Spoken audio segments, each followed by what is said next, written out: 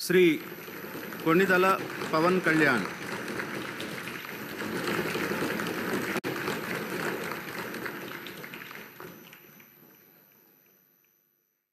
కొణిదల పవన్ కళ్యాణ్ అనే నేను శాసనసభ సభ్యుడిగా ఎన్నికైనందున శాసనం ద్వారా నిర్మితమైన భారత రాజ్యాంగం పట్ల నిజమైన విశ్వాసం, విధేయత చూపుతానని, భారతదేశ సార్వభౌమాధికారాన్ని, సమగ్రతను కాపాడుతానని, నేను స్వీకరించబోయే కర్తవ్యాన్ని శ్రద్ధాశక్తులతో నిర్వహిస్తానని దైవ సాక్షిగా ప్రమాణం చేస్తాను.